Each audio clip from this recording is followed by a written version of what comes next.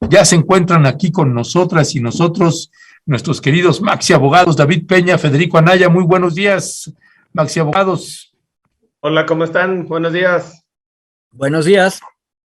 Buenos días, buenos días. Pues caballeros, si gustan, vamos entrando en materia con los temas que nos ocupan, que llevamos 10 minutos atrás y que pues precisamente uno de los temas que queremos abordar pues tiene que ver con el discurso de Germán Martínez al general Luis Crescencio Sandoval. No sé si lo tienes por ahí, Leonardo. Ese es de los días anteriores. Si lo puedes. No está. Ok. Ahorita a ver si lo podemos descargar.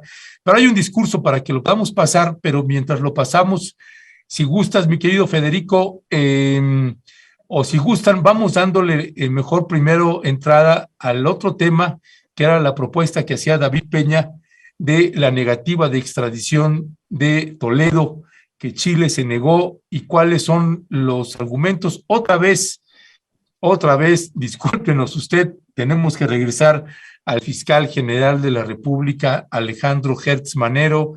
¿Qué se hizo bien? ¿Qué se hizo mal? David Peña, ¿qué es lo que pasó en este caso? Mira, pues recuerdan que pues ya hace un año y cachito, la Fiscalía de la Ciudad de México, digo nada más un poco de contexto, digamos, para introducir un poco cuál es el tema. La Fiscalía de la Ciudad de México integró una carpeta de investigación en contra del ex alcalde, bueno, en ese momento era ex delegado de Coyoacán, Mauricio Toledo, quien había sido delegado por el PRD, justo en la alcaldía de Coyoacán. Porque, bueno, entre varias de las acusaciones que tenían en su contra, había una sobre enriquecimiento ilícito. Había un par de más de denuncias que tenían en su contra, por las cuales la Fiscalía de la Ciudad de México estaba integrando también, que al final no lograron judicializarse. Hay varios elementos ahí o varios datos que estaban ahí en lo que estaba integrando la Fiscalía de la Ciudad de México. En algún momento se le quisieron imputar peculado, se le quiso imputar también asociación delictuosa, pensando un poco en que, digo, para la audiencia, hacer un recordatorio, este personaje era uno de los personajes más corruptos y más obscuros, digamos, de esa clase política del PRD que llegaron al gobierno de la Ciudad de México y en diferentes alcaldías, y que pues se caracterizó incluso en audios, en videos, haciendo negociaciones ilícitas con lo que ahora también se conoce como el cártel inmobiliario de la Benito Juárez, que es este grupo de constructores que se alían a la alcaldía para conseguir los permisos y para, digamos, construir en lugares donde no está permitido, o bien construir edificios o edificaciones más allá de los límites que la propia alcaldía tiene. Cierro este gran paréntesis. Ese personaje, Mauricio Toledo, tiene doble nacionalidad, tiene nacionalidad chilena también, y el año pasado, cuando ya se supo que iban en su contra, pues literalmente se peló a Chile. Yo recuerdo que habrá sido en este año como por ahí de abril o mayo, en este espacio, platicamos sobre la negativa que habían dado en primera instancia de la extradición de Mauricio Toledo, de este personaje, a las autoridades chilenas. Ahí hubo un proceso interesante en términos judiciales. Primero se niega la extradición en una primera instancia, en una segunda instancia se va a revisión y sí se autoriza la extradición, y eso lleva a que su defensa acuda hasta la Suprema Corte de Justicia de Chile. Y aquí voy cerrando ya esta introducción.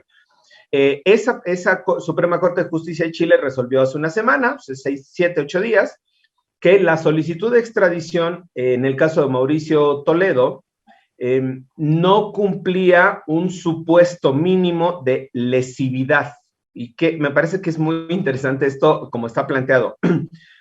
En el caso chileno, el enriquecimiento ilícito, que es lo único que se le logró hasta este momento fincar la responsabilidad a Mauricio Toledo y solicitar mediante un juez de aquí a un juez chileno que fuera extraditado, que es el delito de enriquecimiento ilícito, en Chile, nada más para que veamos el tema de las sociedades, también la diferencia, en Chile ni siquiera cumple con un principio que se llama de mínima gravedad del delito. Es tan insignificante el delito de enriquecimiento ilícito en Chile que ni siquiera amerita pena de prisión, una pena corporal, digamos, de prisión. Se sanciona con multas. Generalmente el enriquecimiento ilícito, si te lo prueban, en el caso chileno, se castiga con paga el dinero que es del enriquecimiento y paga una multa al Estado por haberte enriquecido ilícitamente. No hay una pena privativa de libertad. De ahí que la Corte Suprema señala que dado que ese delito en la legislación chilena es un delito no grave, de una lesividad mínima, mínima gravedad en términos sociales, no amerita que esta persona, Toledo, sea extraditado a México, porque en México sí le implicaría una pena de prisión, una pena privativa de libertad. Entonces, ahí me parece, perdón, muy interesante cuál es el criterio del razonamiento que hace la Corte chilena y el comparativo que hace de los tipos penales. Recordemos que aquí hemos discutido también el tema de la prisión preventiva oficiosa, el catálogo de los delitos, y cómo veamos que otro país con una cultura latinoamericana, en el caso de enriquecimiento ilícito, es una pena que se sanciona ni siquiera con cárcel, ni un año de cárcel, es una pena que se sanciona retribuyendo al erario, es decir, regresando lo que te robaste, o lo que te llevaste, o lo que te enriqueciste, y pagando una multa al Estado. Ese me parece que quería colocar justo la discusión, porque nos permite no solo entender qué es lo que está haciendo la Fiscalía de la Ciudad de México, cuál fue el razonamiento chileno, cuál fue el razonamiento comparativo con el delito allá, y sí, ya lo dejo para el siguiente bloque, qué está haciendo la Fiscalía General de la República en este caso, cuando 1 año y medio tuvo para fincar algo y pues simplemente no apareció en el escenario. Gracias, mi querido David. Federico Anaya, ¿cuál es tu valoración? Mira, en realidad me sorprende la argumentación chilena.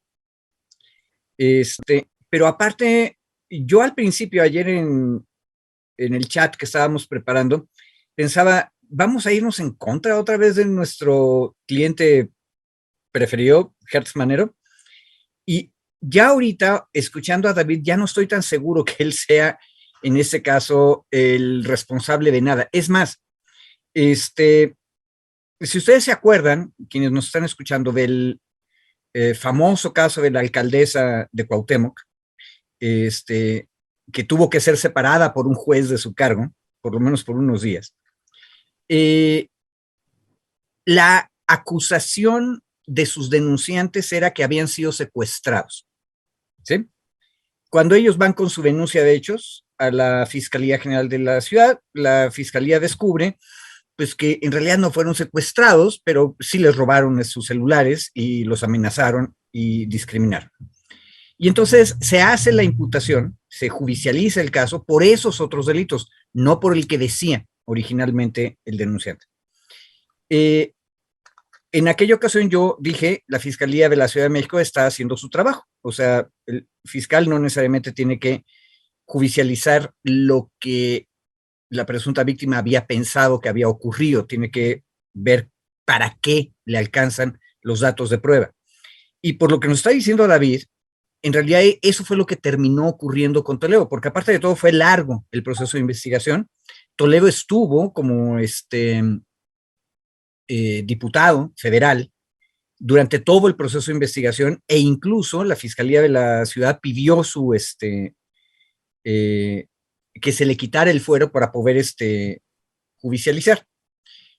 Pero el problema es que administró políticamente Toledo las cosas de tal manera que finalmente sí lo desaforaron, pero fue hasta el mero final de la legislatura, y él tuvo la oportunidad física de saltarse e irse al otro país del que es ciudadano, que es Chile. Y para que terminemos de enojarnos, los que estamos escuchando, y especialmente los que no son abogados, Toledo seguramente ya iba con consejo judicial y de sus abogados, y fue a pagar con el dinero que se enriqueció ilícitamente los abogados chilenos que hicieron tan buen caso que nos acaba de explicar David.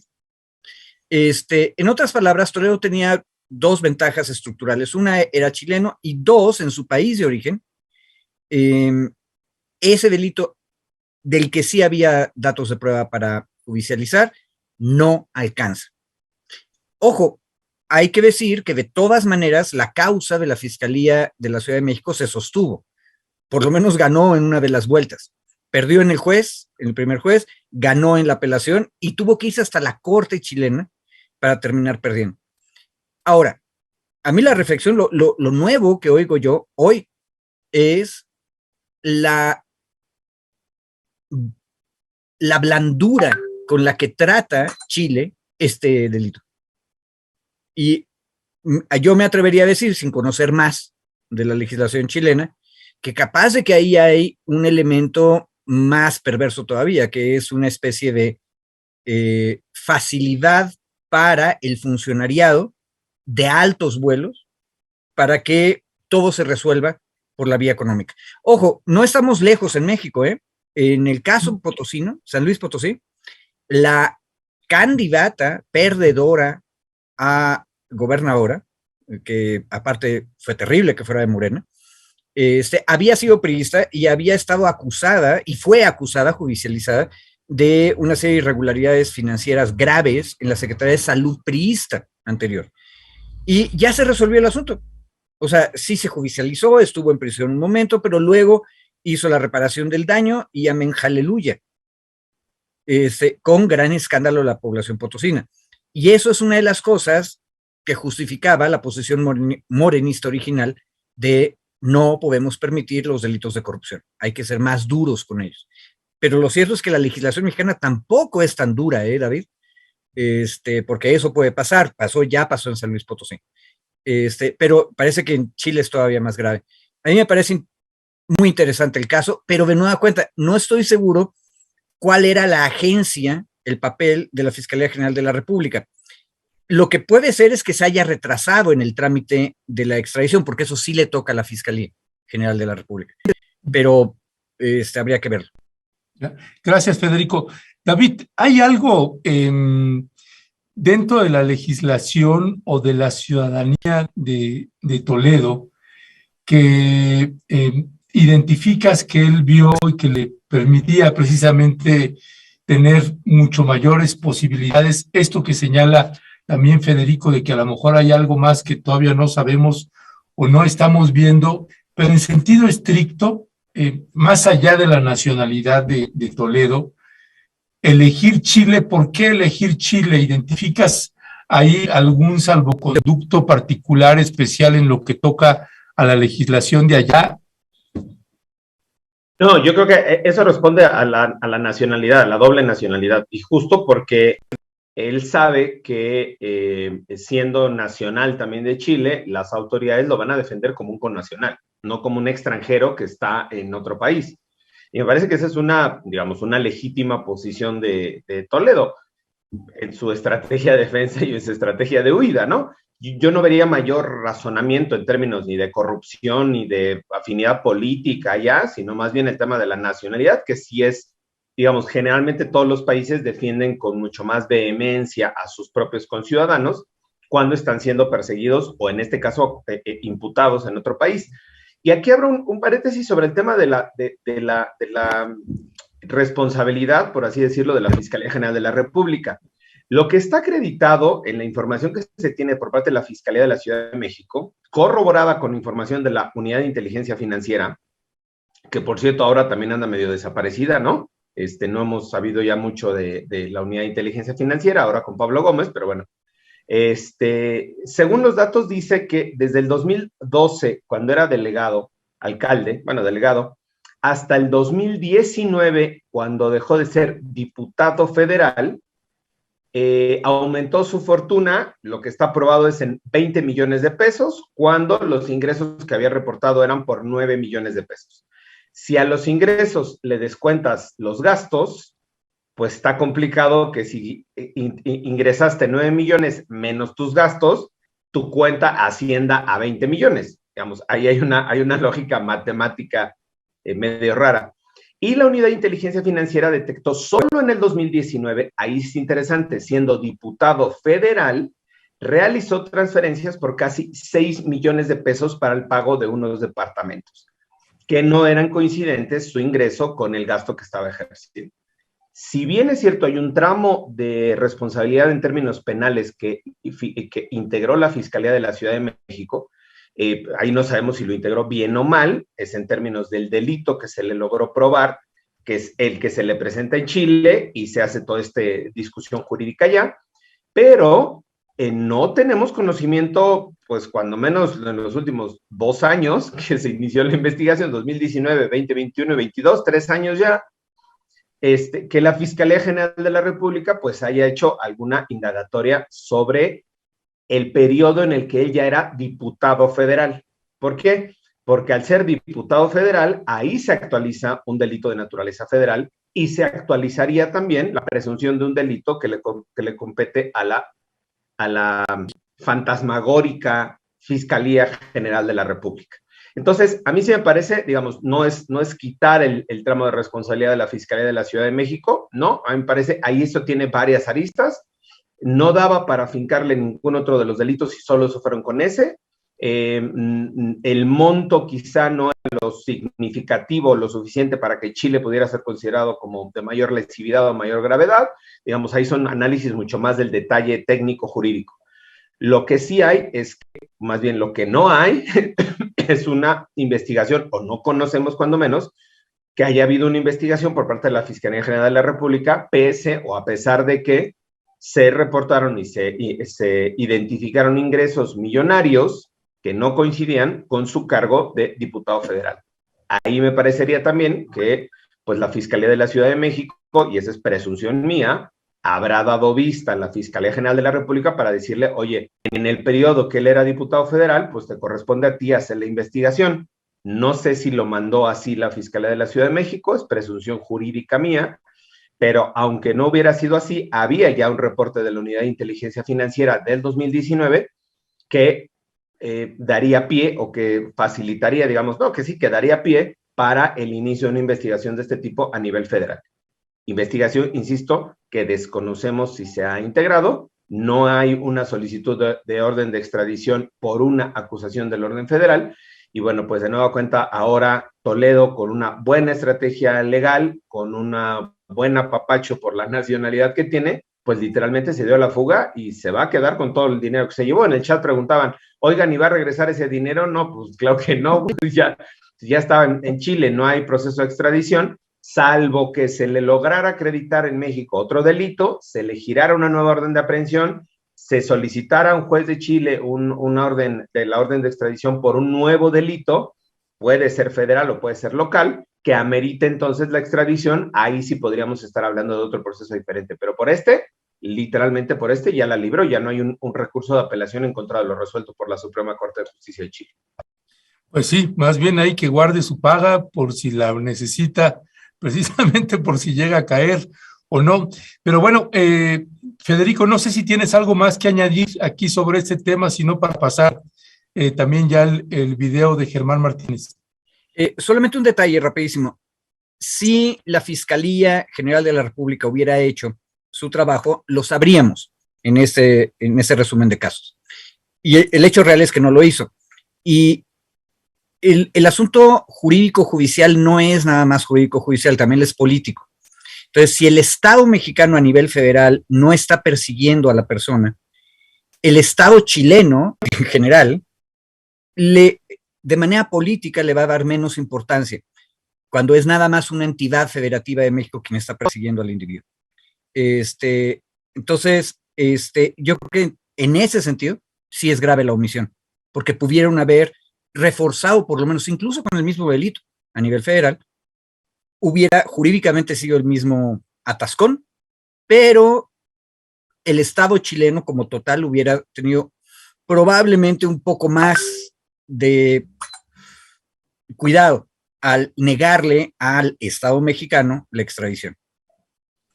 Ya, gracias Federico. Pues bueno, si gustan, mi querido David y Federico, vamos pasando al siguiente tema, y que es aquí uno de los temas que quería evidentemente que abordar aquí el máximo abogado, historiador Federico Anaya, sobre el discurso de Germán Martínez, que se dirige de manera muy, vamos a llamarle, efusiva al general Luis Crescencio Sandoval y tiene una serie de imprecisiones en varios de los puntos que tocó. Así que vamos a escuchar una parte de este discurso y regresamos con Federico y David. Señorías, señor Sandoval, mis palabras como senador de la República en relación a las reformas que se sometieron a nuestra competencia sobre el mundo militar ni fueron tendenciosas, ni las movió interés o ambición personal, ni buscaron apartar a la ciudadanía de sus Fuerzas Armadas, como usted afirmó en septiembre pasado. Quienes hemos hecho señalamientos a las tareas castrenses en ejercicio de nuestra labor legislativa, no merecemos su reproche. No se lo acepto. No soy su tropa. Ni debemos pensar igual.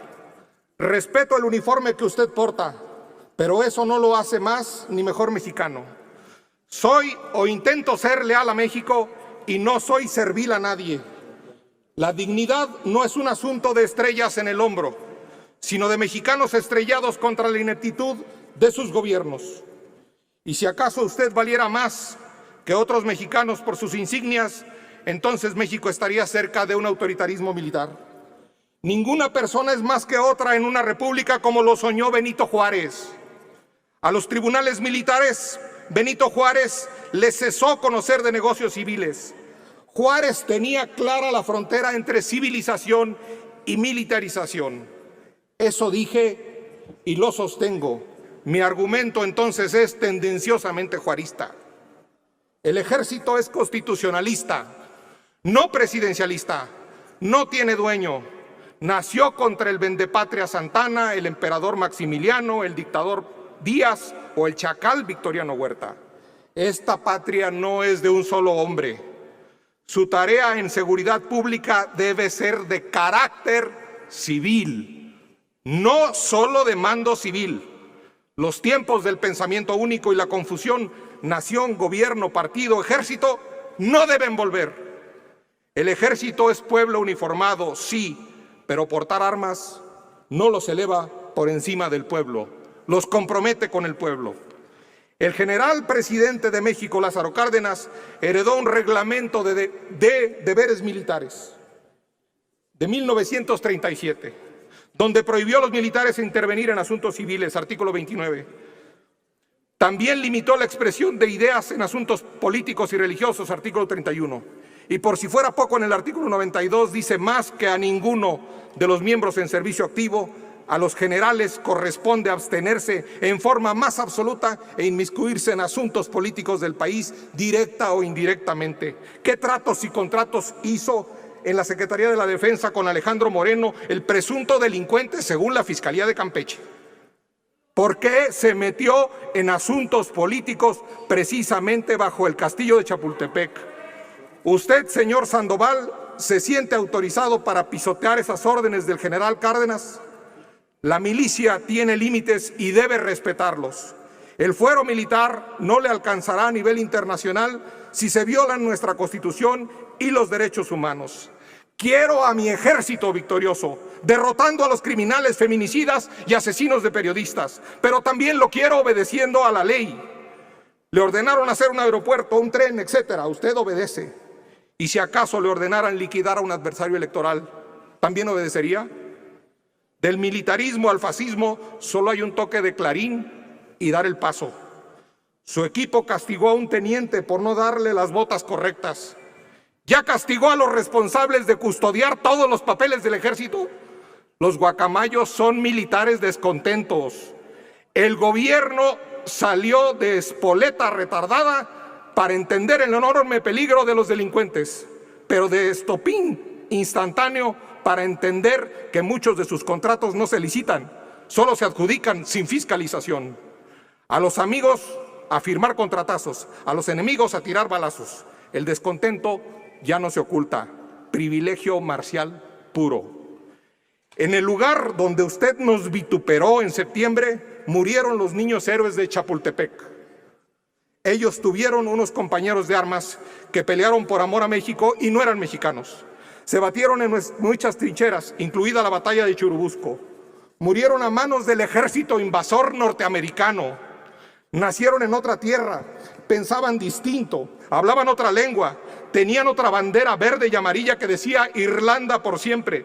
Tenían otro comandante, el capitán John O'Reilly. No eran traidores, señor Sandoval, eran el batallón. Bueno, pues un discurso ahí efusivo, hasta la voz se le iba, hasta gallos le salieron ahí al senador Germán Martínez. ¿Qué decir al respecto, Federico? Bueno, la pieza de oratoria es interesante,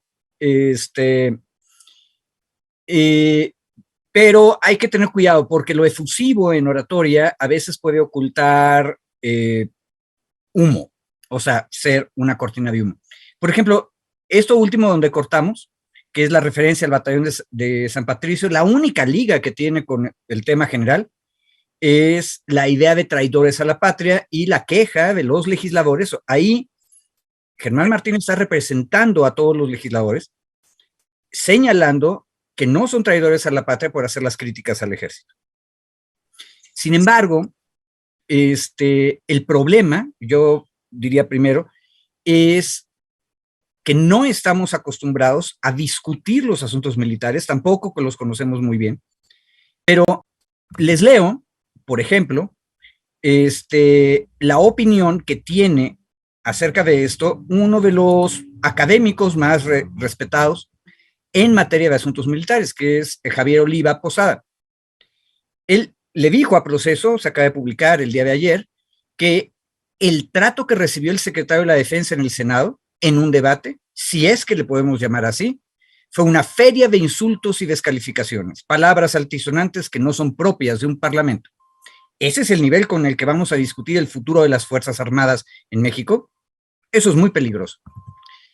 Javier Oliva está representando a los más tradicionales y conservadores de las Fuerzas Armadas y está diciendo que esto que hizo el senador está mal, pero no nos dice por qué. Honestamente no me pareció ni altisonante ni grave, es oratoria parlamentaria. Yo no hubiera puesto el batallón de San Patricio, pero la oratoria parlamentaria permite eso. Y me parece increíblemente fuerte el argumento de que se deben transparentar todas las operaciones administrativas del ejército. En eso también fue muy enfático y de pronto le metió floritura oratoria, pero eso se vale, para eso es el Parlamento. Ahora, lo que no me pareció muy razonable, y ese es mi otro punto, es que el compañero Germán Martínez citó a contentillo el reglamento.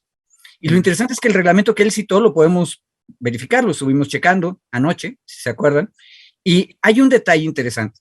El reglamento que él dice prohíbe a los militares inmiscuirse en... ¿Qué reglamento, Federico? Es el reglamento de deberes militares, expedido en 1937 por el general Lázaro Cárdenas cuando era presidente de la República. Tuvo una modificación en el año 43, o sea, en el sexenio siguiente, cuando el general, por cierto, era secretario de la Defensa, que es el único presidente que ha sido, después de ser presidente, secretario de la Defensa. Entonces, es un reglamento que al parecer sigue vigente, lo puedes encontrar en el orden jurídico mexicano. Sí. Normalmente no lo menciona nadie, pero qué bueno que lo sacó a colación el senador Martínez, porque lo sacó a colación, pero lo citó mal. De hecho, el artículo que él citó dice exactamente lo contrario de lo que él dijo. El artículo 29 dice: los militares de cualquier graduación no intervendrán jamás en asuntos de la incumbencia de las autoridades civiles, cuyas funciones no les es permitido entorpecer. Antes bien, respetarán sus determinaciones y les prestarán el auxilio necesario cuando sean requeridos, siempre que reciban órdenes de la autoridad militar competente. Fíjense el final. En realidad lo que está diciendo es, no se deben meter por sí mismos, pero cuando sean requeridos mediante orden de la autoridad militar competente, tienen el deber de prestar el auxilio necesario a las autoridades civiles. Es exactamente al revés. Ese reglamento es un reglamento de ética, por eso luego no se menciona mucho. Pero lo que está diciendo es cuando sí se vale.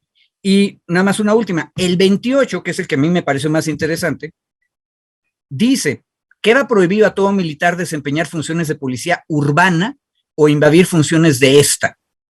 Y debe prestar su contingente, o sea, su fuerza, solo en casos especiales cuando lo ordene la Secretaría. Otra vez, el general Cárdenas realmente es el fundador del sistema. Y lo que está diciendo es, la Presidencia de la República y la Secretaría de la Defensa Nacional pueden ordenar a la Fuerza Armada apoyar a las autoridades civiles. Y solo en esos casos tienen que actuar las fuerzas militares. Y un detalle, que ese sí hay que recordarlo, donde está prohibido es hacer funciones de policía urbana. Ojo, el país de 1937 era 75% rural. Lo que nos está diciendo, ¿A qué te refieres al 92? No. Me estoy refiriendo al 28 y el 29. La policía urbana era ultra minoritaria cuando salió ese reglamento. Y lo que quería el general Cárdenas era evitar que los militares estuvieran en las ciudades abusando de su uniforme y de su poder concreto. Entonces lo que hace es disciplinarlos bajo su mando militar y diciéndoles, tú solamente puedes hacer lo que te ordene tu mando en apoyo a las autoridades civiles. Pero excluyó lo rural, ¿eh? Y por eso es que esa Secretaría de la Defensa organizó cuerpos de policía rural de manera sistemática durante los siguientes 40 años. Entonces, qué bueno que Germán Martínez sacó a colación esto. Ojalá vayamos más allá del discurso, que es muy florido, muy bonito oratoriamente. Se vale, yo no me llamaría ofensa por eso, pero ojalá le demos seguimiento porque mencionó cosas relevantes y citó un texto que es importante, esencial. Ok, gracias, mi querido Federico. David Peña, pues ayer que teníamos el intercambio ahí en el grupo, tú sí te convenció más este discurso de Germán Martínez, ¿va? Sí, yo dividiría igual un poco como inició Federico, me parece que es una buena pieza de oratoria, raro vemos en el Parlamento buenas piezas de oratoria, cosa que se agradece, sea Germán, sea Guadalupe, quien sea, o sea, generalmente no tenemos piezas de oratoria buenas, son sí insultos, descalificaciones, burlas, poner apodos, una cosa de un nivel bastante bajo. Entonces, primero, me parece importante recuperar como buena pieza de oratoria. Segundo, las referencias históricas que hace, las referencias me parecen también, ahí coincido con Federico, él ya hizo el estudio y la interpretación, la tendencia que hace en la interpretación, ese ya va con jiribilla, pero también que un discurso tenga estas referencias históricas, estas referencias digamos, de la propia historia del ejército mexicano, me parece, insisto, en términos interesantes. Y el tercer elemento, serían cuatro, el tercer elemento es, hay algunas de las cosas que dice ahí que yo también suscribiría en términos de esta, digamos, del super jerarquía o la imagen jerárquica que se nos quiere presentar frente al ejército o el ejército frente a la población, que me parece que ahí yo colocaría algunos temas igual de coincidencia. Y en este tercer punto yo hacía el paréntesis, recordemos cuando fue la extradición del señor Cienfuegos, salvado por este gobierno de Estados Unidos, cuando ya lo habían detenido allá, yo me resistía y me sigo resistiendo a llamarlo por su jerarquía de general, brigadier, no sé qué, porque eso se le da primero, es un cargo, es un nombramiento que tiene dentro del ejército, que puede ser nominativo en términos del ejército, incluso jerárquico dentro del ejército, pero yo al no formar parte del ejército ni estar, ni estar supeditado al mandato del ejército, pues para mí sigue siendo el señor Cienfuegos. ¿No? Igual aquí al señor Sandoval, pues me parece que la referencia no tenemos por qué hacerle esta grandilocuencia al ejército ni a la marina, eso me parece que es un buen mensaje también por parte del senador, ahí sí, del senador, porque actuó en función de senador en el pleno del Senado, del senador Martínez. Y el último punto que me parece importante o que me parece interesante es que se logra discutir o está discutiéndose, analizándose. Hoy veía un par de artículos que se hacen en el análisis entre el domingo y el lunes, perdón, artículos de opinión en algunos medios de comunicación, justo donde se analizaba precisamente este discurso de Germán Martínez. Hubo una descalificación el fin de semana ad hominem, ya saben, que se descalifica a quien emite el discurso y no al contenido del discurso. Yo puedo tener mis valoraciones personales y referencias históricas del senador, dónde estuvo, con quién se ha reunido. ¿Qué artículos estás hablando? ¿Qué artículos estás hablando? Bueno, es que los leí en la mañana, ahorita te los busco, en lo que me toca la siguiente participación los pongo, porque vi un par de notas en la mañana que reviso las noticias, pero no me agarres en curva, mi querido Ernesto, no me evidencies aquí que no me sé los artículos, ahorita los busco y se los comparto. Bueno, okay. Pero sobre esa era el tema de no caer en la descalificación de, Germán Martínez fue panista y entonces estuvo en una foto con García Luna y, o sea, sí, puedes descalificar la trayectoria, la historia, pero al final este personaje llegó al Senado por Morena, llegó respaldado por Morena, llegó con acuerdos políticos con Morena, y Morena no es que desconociera su historia ni su pasado, ni las fotos que tenía con García Luna, ni con quién había trabajado. O sea, es decir, tampoco es que hoy se sorprenda a la gente y diga, es que Germán Martínez era panista. No, bueno, se lo sabían desde que lo postularon como senador de Morena. O sea, tampoco es nada extraordinario. 1, 2, descalificar a la persona en sí misma me parece que es no tener la capacidad argumentativa o discursiva de hacer el análisis de lo que está diciendo. Insisto, y con eso termino. A mí me parecen cosas interesantes de lo que se dijo. La posición que toma él frente al señor Sandoval me parece muy interesante. El bajarle, digamos, esta cosa de grandilocuencia. Insisto, yo estoy un profundo crítico de todo este esquema militarista y de las jerarquías y la pleitesía y el generalísimo y todas estas formas que además me parecen no solo anquilosadas, sino que repiten sistemas de opresión, que en sí mismo es un sistema de opresión.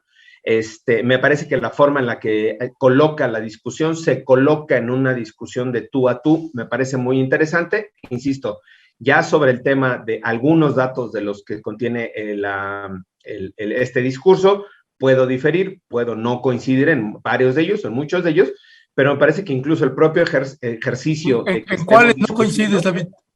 Mira, por ejemplo, en el tema donde hace toda esta alocución al batallón de San Patricio, más allá del tema de lo histórico, el tema de la traidora a la patria mezcla una discusión que tiene que ver con otro tema o con otro aspecto, con el tema de seguridad. Las acusaciones que se han hecho, digamos, en términos de traición a la patria, cuando fue el punto más álgido de este gobierno, fue en términos de la reforma eléctrica.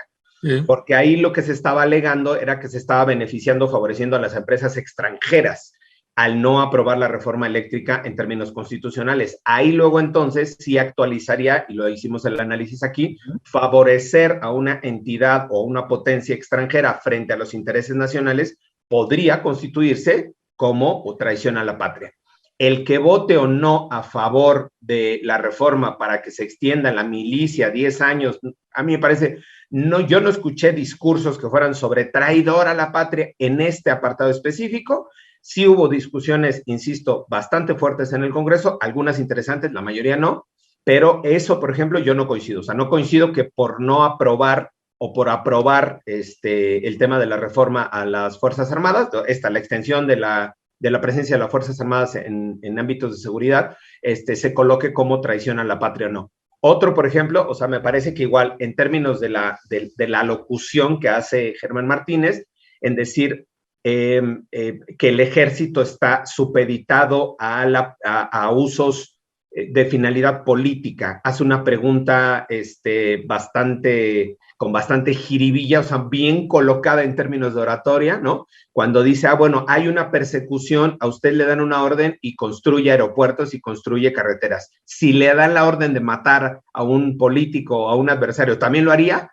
¿No? O sea, colocado, digamos, en términos de la oratoria, es buena pieza en ese momento. A mí me parece que es un exceso, principalmente o particularmente porque en este gobierno sí hemos visto una reducción, yo no diría total, pero muy, muy amplia, o sea, muy buena reducción, no encuentro el adjetivo, una reducción importante en el uso precisamente del ejército y de la marina para fines políticos, mientras se utilizó en otros sexenios para reprimir protestas, para desalojar huelgas, para tomar sindicatos, ¿no? En este gobierno no lo hemos visto con ninguna, digamos, en ningún ejercicio relacionado con estas acciones de carácter político. Entonces me parece que colocarlo ahí y poner esta pregunta sí me parece igual excesiva, digo, por algunos de los que estoy en el aire tomando, porque Ernesto ya me está haciendo examen del discurso de Germán Martínez, yo colocaría esos dos, un par más quizá,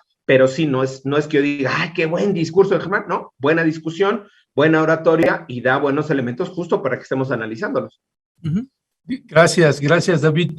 Federico, si tuvieras que resumir la parte sustantiva de en qué estás de acuerdo en la parte sustantiva y en qué no estás de acuerdo con ese discurso, ¿qué sería? A ver, estoy de acuerdo, igual que David, en que el senador de la República confronta y critica al ciudadano secretario del gabinete. Porque lo tiene que hacer igual que lo tiene que hacer con cualquier otro secretario y secretaria del gabinete. Eso está bien. Qué bueno que lo hizo. ¿Con qué no estoy de acuerdo? No estoy de acuerdo con todo el humo que salió de la magnífica pieza de oratoria. Ojo, yo soy orador. Yo sé para qué sirve la oratoria. Sirve para hacer fuego de artificio también. Y lo que no nos dijo, a lo que no se abocó el orador en sus 5 minutos, fue a preguntarse por qué en esa sesión no se estaban haciendo preguntas a los secretarios militares. Porque el gran debate de ese día era otro, era la cuestión de si deben o no deben comparecer los secretarios militares. Bueno, por cierto, en medio de todo el merequetengue ya se nos olvidó que ganamos una, de 2 por lo menos. Fueron y comparecieron, ahí estaban los 2 sentados.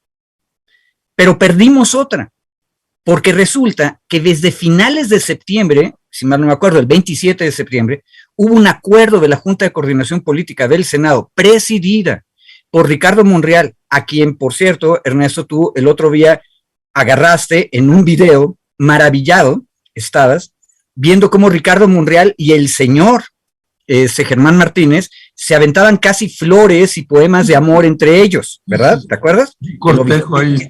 Sí. Tú mencionaste el cortejo. Bueno, pues resulta que la Junta de Coordinación Política a finales de septiembre había citado a los 3 secretarios, voy a decirlo en femenino, a las 3 secretarias encargadas de la seguridad pública a comparecer. Y venían las 3 personas y las 3 tendrían que haber hablado y contestado preguntas. Y luego, en medio del caos de si comparece o no comparece, si se entrevista y hace grupos de trabajo en su secretaría o en los recintos legislativos, y eso no pasó en el Senado, pasó en la Cámara de Diputados. De repente, el gran amigo de Germán Martínez, que es el senador Ricardo Monreal, se saca de la manga un adendo para quitar de la lista de los comparecientes a los 2 secretarios militares.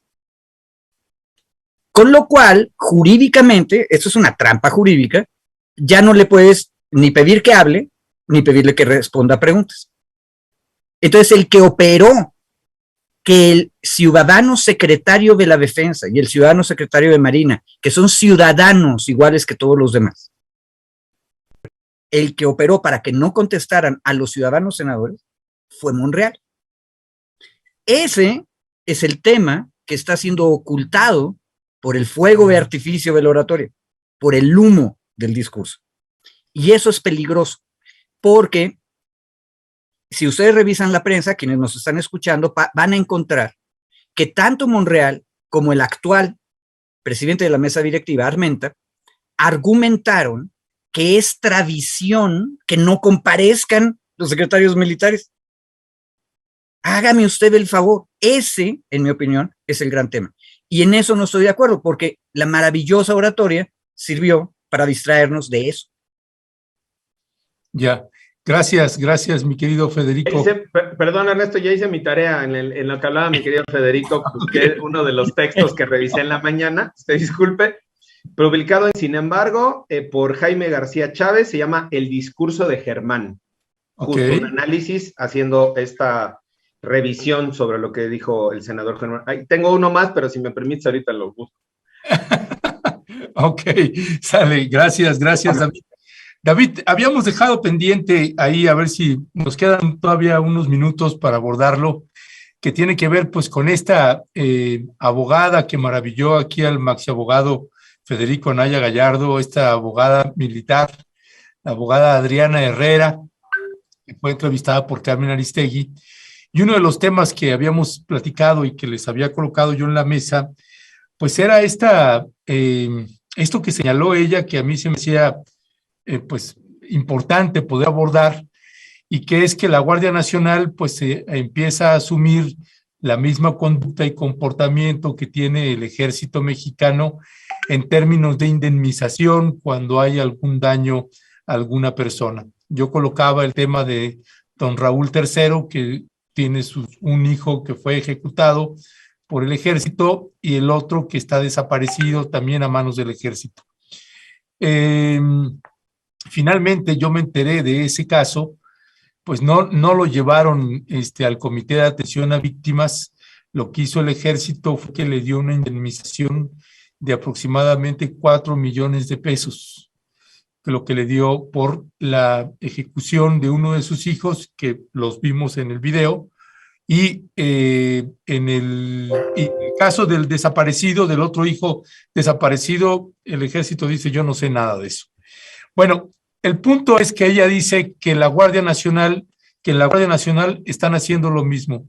Se acercan a negociar con las víctimas, no lo pasan al Comité de Atención a Víctimas. En términos legales, ¿cuál sería el procedimiento, David? ¿Qué es lo que tendría que hacer la Guardia Nacional y el Ejército en ese sentido? Mira, hay diferentes procedimientos, digamos, o diferentes rutas para poder garantizar la reparación del daño.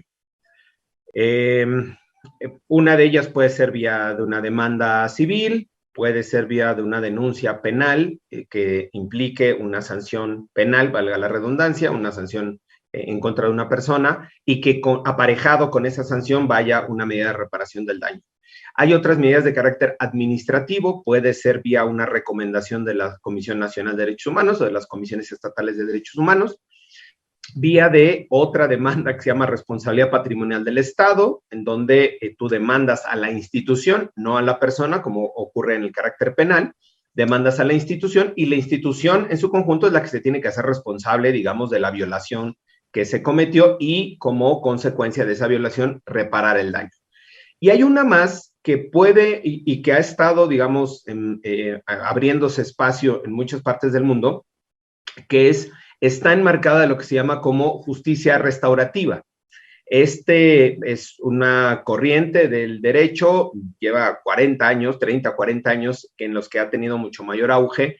No había estado, digamos, como incorporada a los sistemas jurídicos nacionales de buena parte del mundo, porque veníamos o pervivía esta corriente del castigo y la lógica punitiva de la cárcel, y no tanto la lógica de la reparación. Se centraba los sistemas penales, el de México sigue estando ahí todavía, se centraba en el tema del castigo, entre comillas, y no en el tema de la reparación. Por eso ha sido tan complicado el incorporar esos temas de reparación del daño en el ámbito jurídico mexicano. Hay esta posibilidad, hay estas medidas. Dentro de esta justicia restaurativa hay diferentes formas, diferentes modalidades. No me voy a poner aquí a aventar todo el choro tan temprano, pero hay diferentes modalidades para poder acercarse a las víctimas y asegurar o garantizar una medida de reparación. Medidas de reparación puede ser en términos económicos, desde luego, puede ser en términos de rehabilitación médica, psicológica, puede ser también medidas de satisfacción. Recordamos, la semana pasada fue, y no lo platicamos aquí, no sé por qué, la disculpa pública del caso de Digno Ochoa y Plácido, el reconocimiento de responsabilidad de Digno Ochoa. Sí lo platicamos en el noticiario el mismo miércoles, pero no lo comentamos en esta mesa de Maxi Abogados. Por ejemplo, el caso de Digna, la disculpa pública formaba parte de una de estas medidas de indemnización de satisfacción para las víctimas y corresponde con una medida de reparación del daño. Cierro todo este gran paréntesis para decir, hay diferentes medidas, hay diferentes formas o diferentes vías para poder asegurar la reparación del daño. No está mal que la autoridad, asumiendo su responsabilidad, se acerque con las víctimas, para poder llegar a un acuerdo en términos de compensación económica, de rehabilitación, porque no solo se busca, y eso me parece interesante, no solo se busca métanlo a la cárcel, destituyanlo y métanlo a la cárcel. Oye, ¿qué pasa con las víctimas? ¿A quién sabe? Pero el sujeto tiene 80 años de cárcel. Oye, la reparación, la rehabilitación, se deshizo la familia, se quedaron sin casa, son desplazados. A eso no me importa, 80 años en la cárcel y con eso. Eso no repara el daño. ¿Puede ser una medida de sanción? Sí, pero no repara el daño. Ahora, esto no implica que se desentienda de la responsabilidad personal de esas, digamos, esos agentes del Estado, en este caso de la Guardia Nacional. Hay una responsabilidad sobre ellos, tan es así que la institución se acerca con las víctimas para buscar una medida de reparación del daño. Entonces, lo único que yo colocaría como parte de esta de esta explicación, digamos, es si esa medida de reparación va aparejada o va acompañada de procesos de sanción o procesos de investigación y de sanción en contra de quienes cometieron las violaciones. Insisto, no todo se traduce en cárcel, no todo tiene que ser una lógica punitiva de meterlos a la cárcel, pero que sí vayan acompañadas, esa parte yo no la alcanzo a leer en la entrevista o en lo que se está diciendo, si van acompañadas estas medidas de reparación con esta otra parte de investigación, deslinda de responsabilidad y eventualmente sanción, ¿no? Incluso destitución, inhabilitación, todos los que ya conocemos, ¿no? Pero me parecería interesante, o sea, me parece interesante que se estén abriendo estos otros mecanismos de reparación, que puedan ser uno a uno, buscar a las víctimas, siempre y cuando vayan aparejados también de alguna modalidad que tenga de acceso a la justicia. En el caso de Digno Ochoa, nos tardamos 21 años para llegar a la disculpa pública y el reconocimiento de responsabilidad. Si hubiera caminos más eficaces o más efectivos o más cortos en el proceso, pues yo creo que ayudaría mucho a evitar la revictimización, cuando menos de tantos años que muchas de las víctimas en este México siguen enfrentando para poder llegar a una reparación del daño. Gracias, David. No sé si quieres añadir ahí algo, mi querido Federico, que era de los temas precisamente que estuvimos abordando. Mira, sí, quisiera yo agregar una cuestión. Lo que es interesante de la entrevista con la Mayor Herrera es cómo ella denuncia que la misma actitud con la cual el área de víctimas de la Secretaría de la Defensa, Ejército, había estado atendiendo casos previos y que ella conoce porque ella estuvo en esas áreas, o sea, en el área de justicia militar, ahora se está empezando a hacer lo mismo en la Guardia Nacional. ¿Y cuál es el problema? Porque eso fue lo que molestó a Ernesto. El asunto es que la manera en que los militares administran estos asuntos no van hacia donde dijo David, hacia una reparación integral. Van exactamente en sentido contrario. Es una indemnización generosa, 4 millones en este caso, al parecer, pero a cambio del modo militar de operarlo es que las víctimas se callen, que no hagan más escándalo, de tal manera que la Secretaría Militar pueda decir: no tengo quejas de derechos humanos, no tengo denuncias. Eso es lo que la ex Mayor Herrera nos está denunciando, y eso es lo que es interesante de la entrevista. Porque, y ojo, estamos en el mismo gran tema. Si ustedes se van al Reglamento General de Deberes Militares de Lázaro Cárdenas del año 37 y 43, el primero de los artículos dice que el interés del servicio militar exige que la disciplina sea firme, pero al mismo tiempo razonada. Y de hecho, el reglamento habla a cada rato de humanismo. Y el humanismo tiene que ver directamente con el trato a los civiles. Y no hay nada de humanitario en la manera en que Herrera nos comentó que el área de víctimas militar trata a las víctimas. Lo que hace es no hacer una reparación integral, sino convertirla solamente, y eso, cuando no les queda de otra, en una reparación económica. Y lo que está mal es lo siguiente: el mando civil y el mando militar le han ordenado a nuestras Fuerzas Armadas, que son en ese momento 4, Fuerza Aérea, Ejército, Marina y Guardia Nacional, que realicen labores de seguridad pública. La Guardia Nacional las va a hacer de manera permanente, y por eso es importante que discutamos estos temas ahora. Es decir, la Guardia Nacional, Fuerza Armada, militar, que tiene que cumplir con este reglamento de deberes militares, tiene razonadamente que atender a las víctimas de una manera distinta, mucho más parecida a la reparación integral que nos explicó David. Y lo que Herrera nos está diciendo es que no lo están haciendo porque pretenden hacerlo como lo estaban haciendo las fuerzas militares antes. Ojo, antes lo estaban haciendo mal, porque de nueva cuenta, este asunto de unos son militares y otros son civiles es una falsedad medieval. No hay una naturaleza especial en los militares. Bien dice David, aunque no le atina a los términos, el término generalísimo no existe en nuestro sistema jurídico.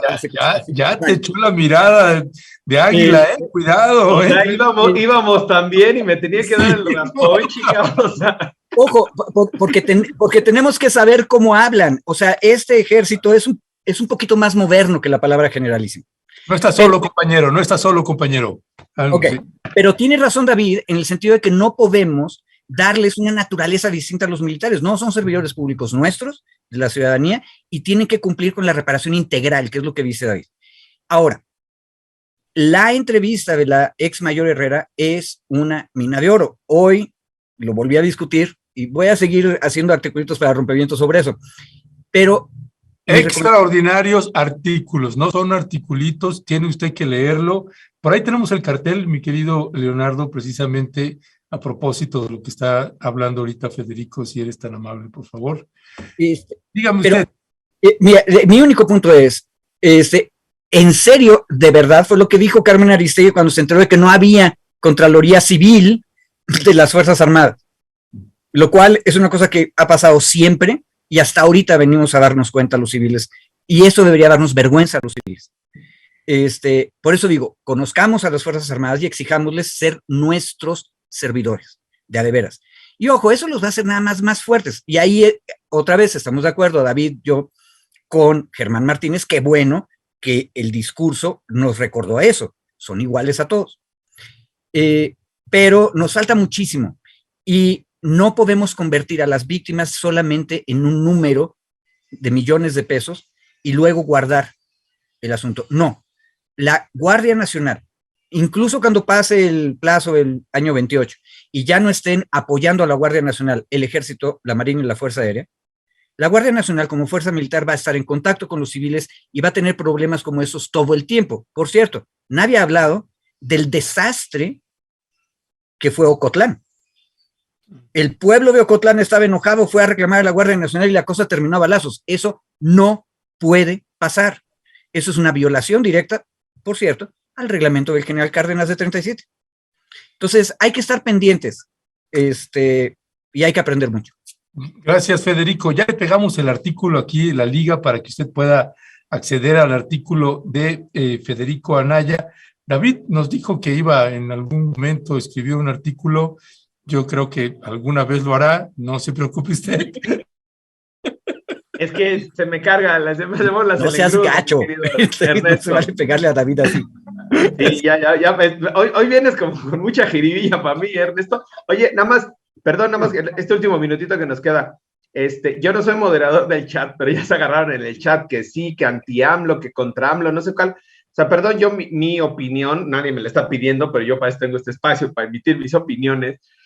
Me parece que justo el tema de la discusión que podamos tener en el chat, siempre y cuando obviamente sea respetuosa, abona a este tipo de análisis. O sea, puede haber gente en el chat que sea pro AMLO, anti AMLO, como se quieran calificar, autoidentificar, críticos, chairos, como quieran la gente autoidentificarse. Me parece que eso es un principio de libre adscripción, de libre desarrollo de la personalidad y cada quien.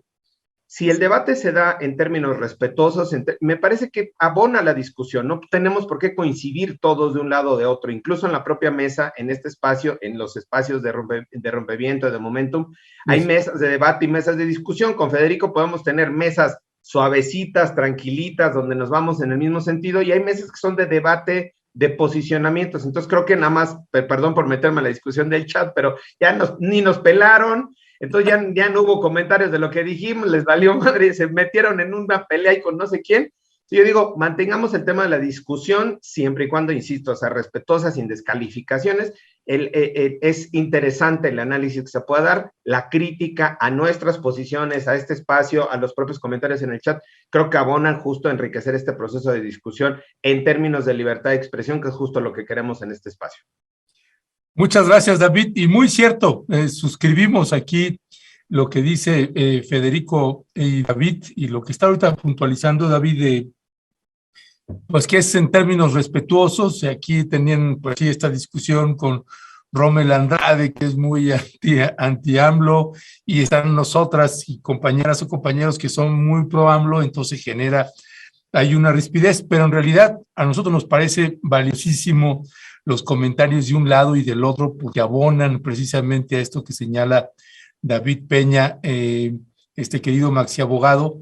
Pues son debates, es un análisis, es una discusión, y no se enoje, pues diviértase con nosotras y nosotros, y es parte del análisis y de la discusión de lo que estamos viviendo en el país. Y lo que nosotros celebramos es que usted esté con nosotras y nosotros debatiendo y discutiendo eso, y no celebramos lo que dice David, de que por estarse peleando ya no nos están pelando de lo que estamos hablando acá. En fin, pues David, Federico, muchísimas gracias, como siempre, les mandamos un fuerte y fraterno abrazo.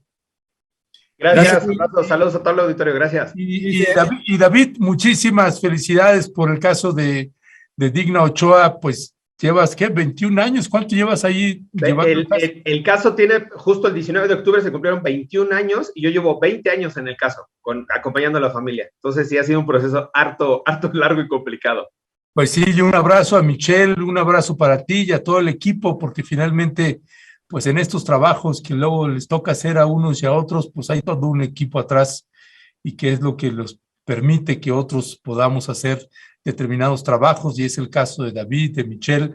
Así que pues un fuerte abrazo, David. Gracias a todo el equipo, igual agradecerle a mi organización, al Grupo de Acción por los Derechos Humanos y la Justicia Social, a todo el equipo, si no, no hubiéramos podido lograr esto, y a la gente que vean la disculpa pública, está en el canal oficial de CEPROPIE, en YouTube, en el canal oficial de Presidencia. Hay buenos discursos, desde luego el de Jesús Ochoa es una extraordinaria, no de oratoria, pero de contenido y de esencia, es muy bueno. Y bueno, los de la representación, no es porque yo me he aventado mi speech, pero también es bastante bueno para que la gente lo pueda ver y comentarlo también. Si hay oportunidad, podemos comentarlo en algún momento. Órale. Gracias, David. Gracias, Federico. Un fuerte abrazo. Buen día. Abrazos. Hasta luego. Gracias. Chao, chao.